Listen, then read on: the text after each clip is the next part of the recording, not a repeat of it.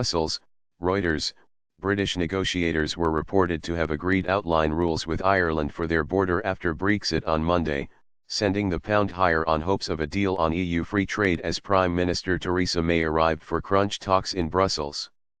Britain. A Euro trademark's Daily Telegraph and Financial Times reported that London had agreed with Dublin, which has the backing of the European Union, to maintain regulatory euro or alignment euro with the EU on both sides of the border to avoid a possible flare-up in the violence which troubled Northern Ireland for decades. European Commission President Jean-Claude Juncker spoke to Irish Prime Minister Leo Varadkar by phone. EU lawmaker Philippe Lamberts, who met Juncker earlier on Monday, said the draft text on Ireland would commit Britain to a full alignment euro on rules. Donald Tusk, the EU summit chair, tweeted ebulliently after speaking to Irish Prime Minister Leo Varadkar that there was progress on the Irish issue to unblock UK-EU trade talks. Tell me why I like Mondays, the former Polish premier wrote. Were encouraged after my phone call with Varadkar, he added.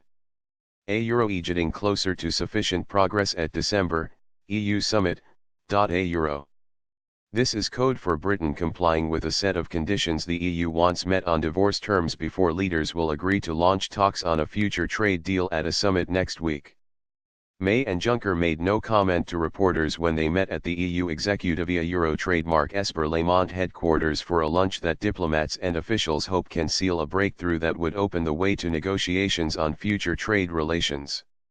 Tusk cancelled a trip to Jerusalem and Ramallah and hastily scheduled his own meeting with May for after lunch. Officials said he was preparing to call round EU leaders to get agreement on trade negotiations. National envoys handling Brexit were also summoned urgently to a meeting in Brussels later on Monday. London has broadly agreed to many of the Euro trademark's divorce terms, including paying out something like €50 billion. But the issues of the rights of expatriate citizens and the UK-EU border on the island of Ireland defied a deal until the last minute. Brussels officials and diplomats sound moderately confident. But they cautioned that much will depend on the outcome of Euro trademark's talks as to whether the EU will agree on sufficient progress Elmar Brok, another member of the European Parliament who met Juncker and his Brexit negotiator, Michel Barnier, shortly before they met May, said just a few words had separated the sides and that there was every good chance of agreement. In London, Euro trademark's spokesman said, progress is being made. There Euro trademark's more still to agree upon Irish state broadcaster Root said that a draft text would commit Britain to a continued regulatory alignment with the EU to avoid divergence on the two sides of the Irish border. Varadkar said he would speak in public shortly. Dublin, backed by the rest of the EU, is seeking strong assurances that London will commit to keeping business regulations in Northern Ireland the same as in the EU, to avoid a hard border that could disrupt peace on the island. Irish Foreign Minister Simon Coveney said early on Monday that the talks were in a sensitive place with the British and Irish governments discussing possible texts of an agreement.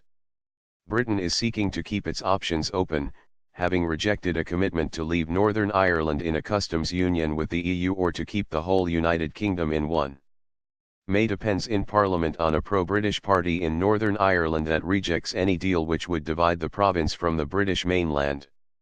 Ireland and the EU say maintaining a customs union is the best way to avoid a irregulatory divergence Juncker and Barnier met the European Parliament Euro trademark's Brexit team to brief them on progress. The legislature, which must approve any withdrawal treaty if a disruptive Brexit is to be avoided in March 2019, has demanded that EU courts have the final say in guaranteeing rights for 3 million EU citizens in Britain. Britain insists that it will no longer accept the supervision of the European Court of Justice.